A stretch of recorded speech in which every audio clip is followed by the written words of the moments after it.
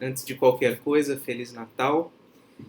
Esse vídeo está sendo postado no dia 25 de dezembro e eu estou gravando exatamente à 00h06 do dia 25.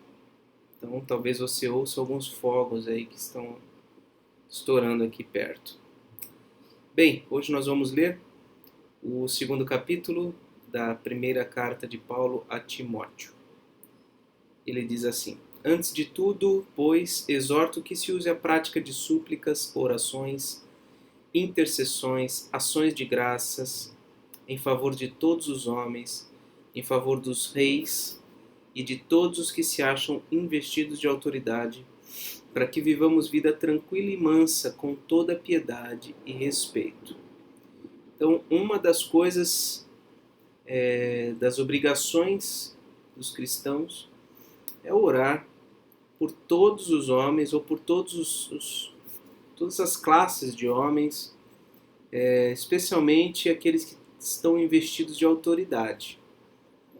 Temos, nos últimos anos, visto o escancaramento de tanta corrupção, tanta fraude, tantas coisas terríveis no meio político. E, sem dúvida, a minimização desse processo de corrupção, se ele há de fato, sem dúvida é por conta da ação de Deus.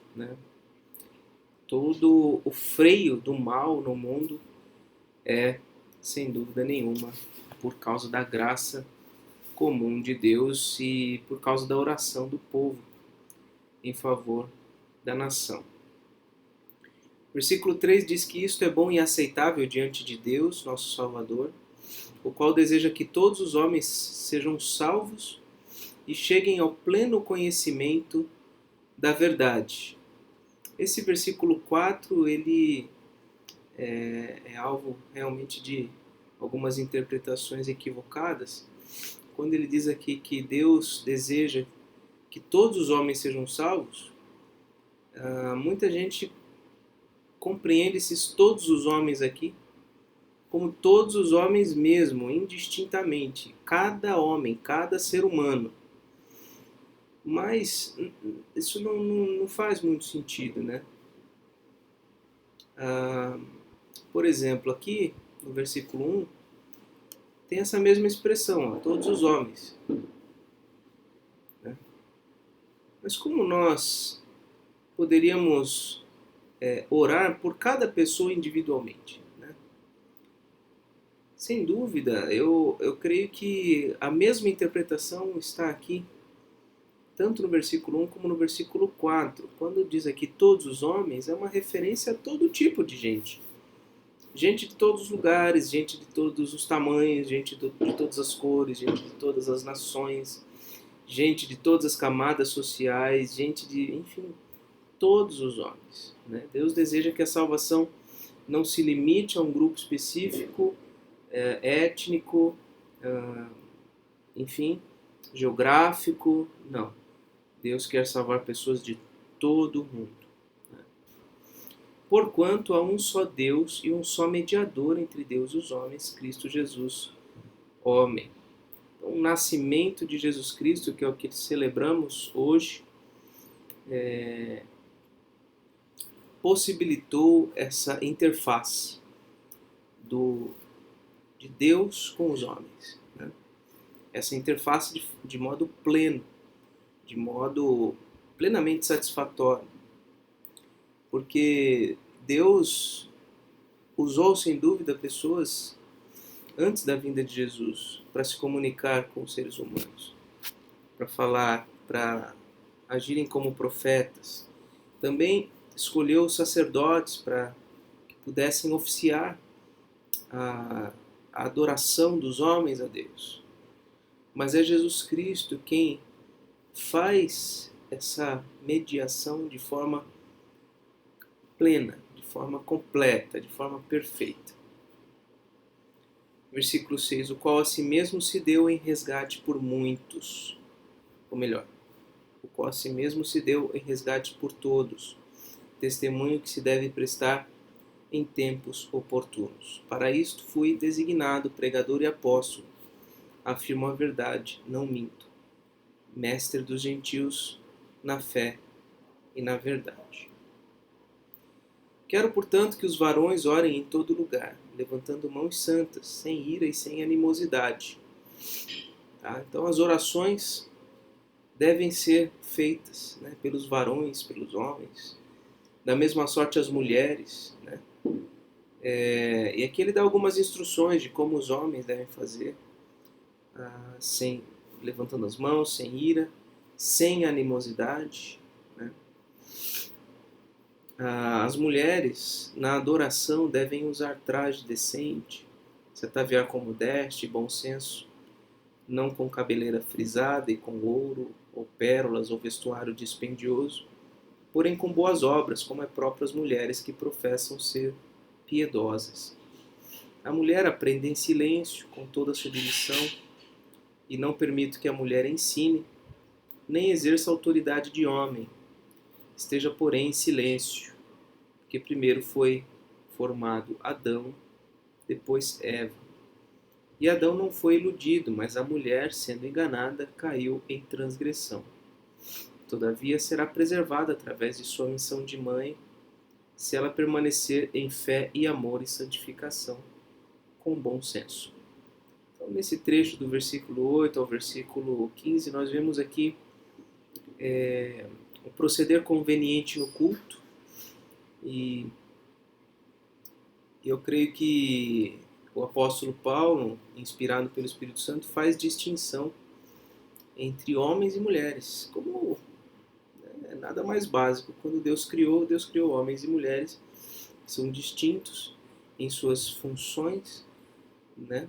São distintos em diversos sentidos, obviamente são iguais em valor, iguais em essência, são imagem e semelhança de Deus, mas homens são chamados a determinadas funções e mulheres são chamadas a outras funções.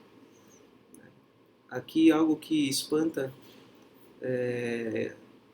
um pouco a gente nos dias de hoje é o versículo 11, né? A mulher aprenda em silêncio, com toda submissão. E o versículo 12, não permito que a mulher ensine, nem exerça autoridade de homem, esteja, porém, em silêncio. Tá? Talvez você encontre estudos mais profundos, mais exegéticos a respeito desses versos, mas eu creio que, de modo mais simplificado, a gente pode entender que realmente as mulheres não devem ter uma função de autoridade no meio do povo de Deus. Para isso Deus colocou os homens na família igualmente, né? Os homens na igreja como presbíteros, como diáconos, e a mulher, ela tem o seu papel, ela tem a sua função, mas não deve ser de exercer autoridade sobre homens, também não deve ser a de ensinar quando isto está relacionado à autoridade. Eu creio que quando alguém está à frente de uma igreja pregando a palavra de Deus, há a autoridade envolvida, né? A pessoa que está ali à frente, ela está revestida de autoridade para falar em nome de Deus. Então eu entendo que a mulher, à luz desse texto aqui, pode não ter esta função, não ser chamada para estar revestida de autoridade falando em nome de Deus à igreja.